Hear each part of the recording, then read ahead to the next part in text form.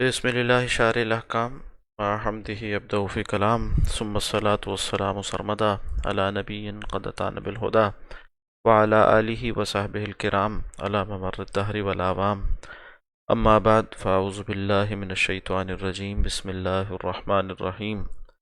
قال اللہ تبارک و تعالی فی قلوبہم مرض فزادہم اللہ مرضا وقال الله تعالى وننزل من القرآن ما هو شفاء ورحمة للمؤمنين صدق الله العظيم. اللهم أنت ربي لا إله إلا أنت خلقتني وأنا عبدك وأنا على عهدك ووعدك ما استطعت أعوذ بك من شر ما صنعت أبوء لك بنعمتك علي وأبوء بذنبي واغفر لی فإنه لا یغفر الذنوب الا انت. محترم سامعین، کتاب دل کی دنیا کے صفحہ نمبر 14 سے آج ہم مطالعے کا آغاز کریں گے. یہ دوسرا چیپٹر ہے اس کتاب کا، جس کا عنوان ہے امراض باطنہ کے علاج کی اہمیت، اور اس کی مناسبت سے علامہ اقبال مرحوم کا ایک شعر یہاں درج کیا گیا ہے. اس کا ایک مصرع: علاج آتش رومی کے سوز میں ہے تیرا، علاج آتش رومی کے سوز میں ہے تیرا. یعنی علامہ یہ تجویز کر رہے ہیں کہ مولا روم کے کلام میں اور ان کے کلام کے اندر پائے جانے والی آتش میں، یعنی اس کے اندر جو ایمانی حدت و حرارت ہے، اس میں علاج ہے آج مسلمانوں کے گوناگوں امراض کا. اور وہ ایمانی حرارت ہے. معلوم ہوا کہ ایمان کی تازگی یہ موضوع ہے، اور ایمان کی تازگی کا مطلب کیا ہے کہ وہ چیزیں جو کہ ایمان کو خراب کرتی ہیں، مزمحل کرتی ہیں، کمزور کرتی ہیں، ناقص بناتی ہیں، یعنی جنہیں ہم امراض باطنہ کہتے ہیں، اس کی علاج کی اہمیت پر توجہ کی جائے. جیسا کہ عنوان قائم کیا گیا، امراض باطنہ کے علاج کی اہمیت. حضرت مفتی صاحب رحمۃ اللہ فرماتے ہیں کہ پچھلی مجلس میں یہ بتلایا گیا تھا کہ انسان صرف اس کے ظاہری ڈھانچے کا نام نہیں، بلکہ اس کا اصلی جوہر اس کا باطن ہے، جس کو قلب اور روح وغیرہ کے الفاظ سے تعبیر کیا جاتا ہے.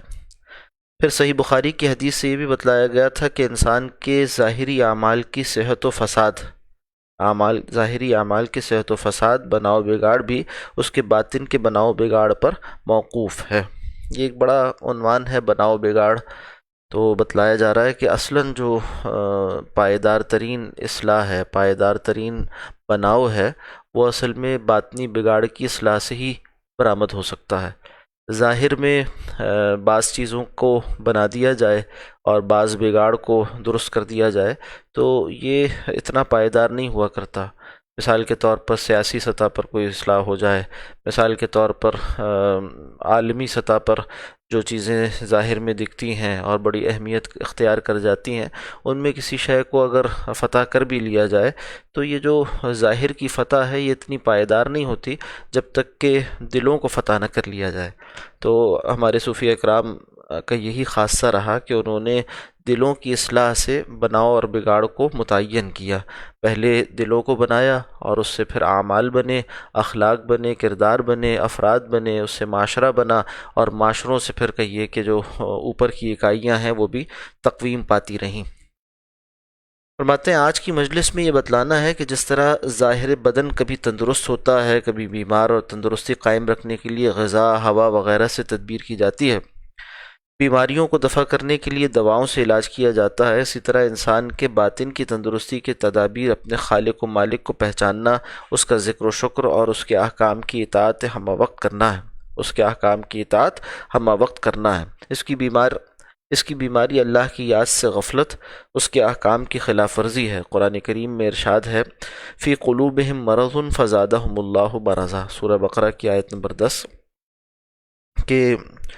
ان کے دلوں میں کفر و نافرمانی کی بیماری ہے، سو اللہ تعالیٰ نے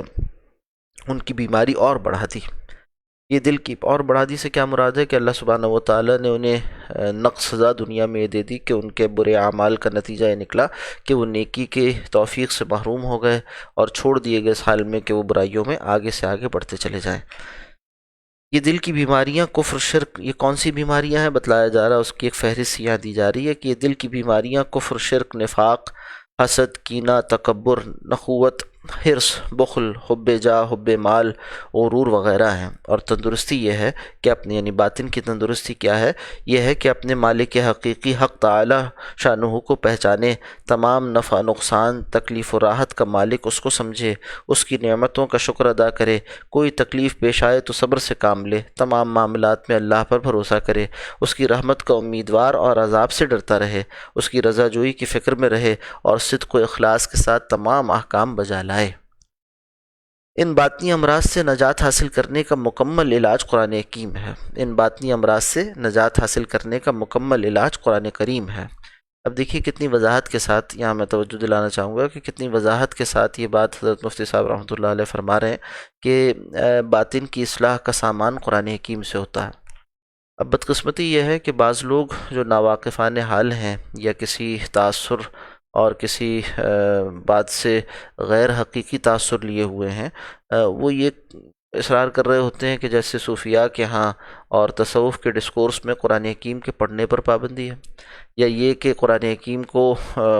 سمجھ کر پڑھنا یا اس کی تلاوت کرنا اس کو اپنی جگہ مضر سمجھا جاتا ہے۔ نعوذ باللہ، ایسا نہیں ہے۔ ہاں ایک بات ضرور ہے جس کو سمجھنا چاہیے، وہ یہ ہے کہ ایک شخص اگر اس کا قبلہ درست نہ ہو اور پھر وہ قرآن حکیم کو ترجمے سے پڑھتا رہے اور پھر اپنے غلط اور فاسد خیالات کی دلیلیں تلاش کرنے کی کوشش کرے بلکہ تراشتا رہے قرآن کی آیات سے، تو ظاہر سی بات ہے کہ نقصان اٹھائے گا۔ اور یہ بات کوئی اور نہیں کہہ رہا بلکہ خود قرآن حکیم بتاتا ہے، یضل بہ کثیرا ویہدی بہ کثیرا۔ تو اس سے معلوم ہوا کہ ایک مرحلہ کسی شخص پر کوئی بھی ہو سکتا ہے، وہ جہاں پر بھی اس کی کوئی نگرانی کر رہا ہوگا اور کوئی اس کا مربی ہوگا، کوئی اس کی تربیت کرنے والا ہوگا، تو وہ یہ دیکھے گا کہ کس وقت کون سی مفید سے مفید دوا بھی اور کون سا مفید سے مفید طریقہ اس کے لیے مفید ہے یا نہیں ہے۔ ہو سکتا ہے ایک دوا اپنی ذات میں بہت مفید ہو، ایک غذا اپنی ذات میں بہت کارآمد ہو، مگر کسی مریض کے لیے اس کی طبیعت کے مرض کی وجہ سے اور اس کی طبیعت میں پائے جانے والے نقص کی وجہ سے اس کے لیے وہ مضر ہو جائے، تو اس کو یہ سمجھایا جائے گا کہ بھئی یہ طریقہ اختیار کرو، اور پھر اس کے بعد جب وہ بحال ہو جائے اس کی طبیعت تو وہ اچھی غذا اسے فراہم کی جاتی ہے۔ اس میں کیا شک ہے کہ دلوں کے امراض کا علاج بھی قرآن حکیم ہے، سینوں کے امراض کا علاج بھی قرآن حکیم ہے، اور روح کی غذا بھی قرآن حکیم ہے، مگر اس تک پہنچانے کے لیے کچھ ذرائع اختیار کیے جاتے ہیں۔ اور اگر کسی کو اس سے نفع نہ ہو رہا ہو، یا یوں کہہ لیجئے کہ اس کے اندر وہ استعداد نہ ہو کہ وہ اس سے نفع اٹھا سکے، تو پہلے اس کی استعداد بنائی جاتی ہے اور پھر اس کے بعد وہاں تک اسے پہنچایا جاتا ہے۔ تو فرمایا کہ اچھا اب یہ درمیانی مرحلے سے کوئی یہ استدلال کر لے کہ نعوذ باللہ صوفیاء اور تصوف تو قرآن پڑھنے کے مخالف ہیں یا قرآن حکیم پڑھنے سے منع کرتے ہیں، تو یہ ایک ناروا سی بات ہوگی۔ یہ ایسی ہوگا جیسے یوں کہہ دیا جائے کہ جیسے کوئی ڈاکٹر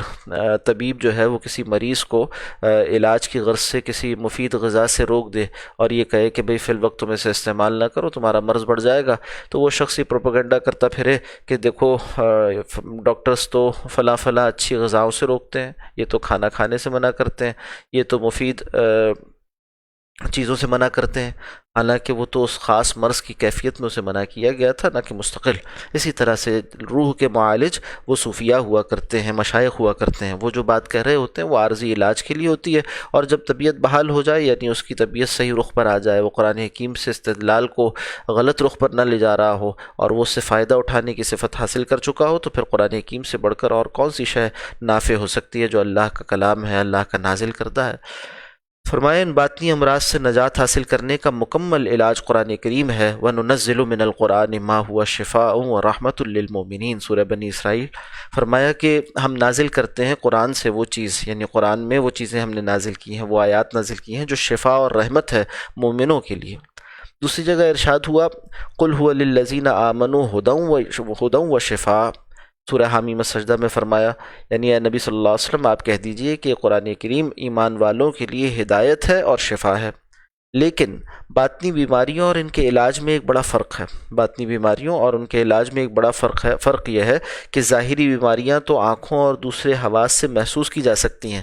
نبض کی حرکت، خون اور فضلات کے امتحان کر کے معلوم کی جا سکتی ہے، یعنی جو لیبارٹری ٹیسٹ ہوتے ہیں اس کے ذریعے سے معلوم ہو جاتی ہے۔ ان کے معالجات بھی، یعنی ان کا جو بھی ان کی جو ریمیڈی ہے، ان کا جو علاج ہے، ان کے معالجات بھی محسوس آلات اور دواؤں سے کیے جاتے ہیں۔ باطنی امراض نہ آنکھوں سے دکھائی دیتے ہیں، نہ نبض وغیرہ سے ان کو پہچانا جا سکتا ہے۔ اسی طرح ان کا علاج بھی محسوس غذاؤں اور دواؤں سے نہیں ہوتا۔ ان امراض کی تشخیص، یعنی پہلے اس بات کو متعین کرنا کہ اس کا مرض کیا ہے، تشخیص اور علاج کی تجویز، پھر اس کے بعد یہ بتلانا کہ علاج کا طریقہ کیا ہے یا کون سی دوا اس کے لیے مفید ہے، صرف قرآن و سنت کے بتلائے ہوئے اصول ہی سے ہو سکتی ہے۔ یعنی اب قرآن و سنت میں جو اصول بتلائے گئے ہیں، وہاں جو امراض کو واضح کیا گیا، ان کی علتیں بتلائی گئیں، اور پھر ان امراض کے جو علاج تجویز کیے گئے، اسی کے ذریعے سے یہ علاج ہوتا ہے۔ یہاں کوئی کسی لیب میں کوئی ٹیسٹ کر لینا اور کوئی ظاہری دوا کھلا دینا فائدہ مند نہیں ہوا کرتا۔ قرآن و سنت میں انسان کے ظاہری اعمال و معاملات و باطنی عقائد و اخلاق سب ہی کی اصلاح کا مکمل نظام موجود ہے۔ پھر سے میں جملہ دہراتا ہوں، قرآن و سنت میں انسان کے ظاہری اعمال اور معاملات اور باطنی عقائد و اخلاق سب ہی کی اصلاح کا مکمل نظام موجود ہے۔ اب دیکھیے یہ جملہ بھی بہت اہمیت کا حامل ہے، اور یہ بھی جو تہمت و الزام دھرا جاتا ہے کہ یہ تو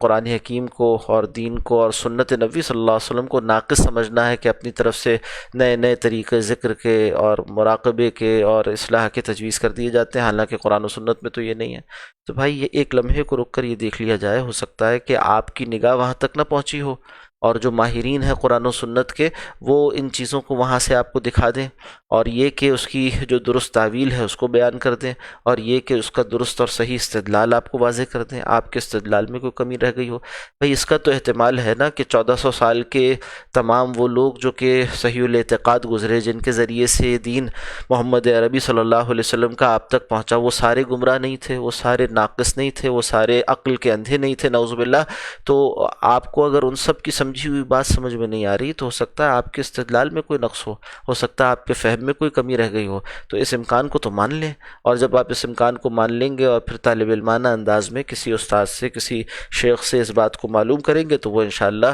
اپنے طریق پر اس کو سمجھا بھی دیں گے۔ اللہ سبحانہ و تعالی ہمیں حق بات کو سمجھنے والا بنائے۔ انشاءاللہ آج یہاں تک روکتے ہیں، کل اس سے آگے مطالعے کو پڑھائیں گے۔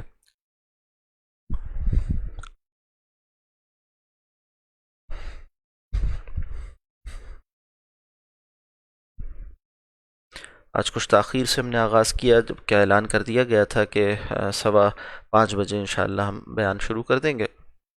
کچھ ٹیکنیکل وجوہات کی بنا پر تاخیر ہوئی، انشاءاللہ کل سے بر وقت آغاز کی کوشش کی جائے گی۔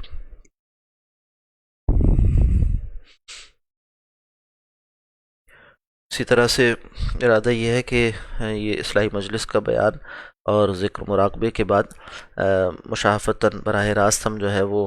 یسألونک والی نشست، یعنی سوالات کے جوابوں کی جانب متوجہ ہو جائیں اور اسے مکمل کر لیں۔ تو یہ دونوں پروگرام یکجا انشاءاللہ العزیز منعقد کیے جائیں گے۔ اب کچھ دیر ذکر کر لیجئے۔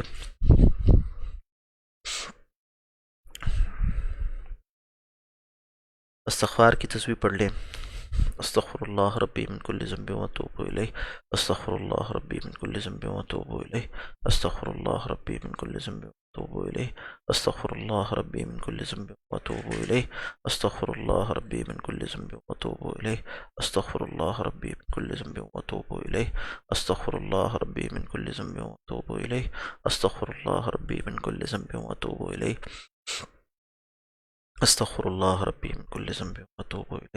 استغفر اللہ ربی من کل ذنب واتوب الیہ، استغفر اللہ ربی من کل ذنب واتوب الیہ، استغفر اللہ ربی من کل ذنب واتوب الیہ، استغفر اللہ ربی من کل ذنب واتوب الیہ، استغفر اللہ ربی من کل ذنب واتوب الیہ،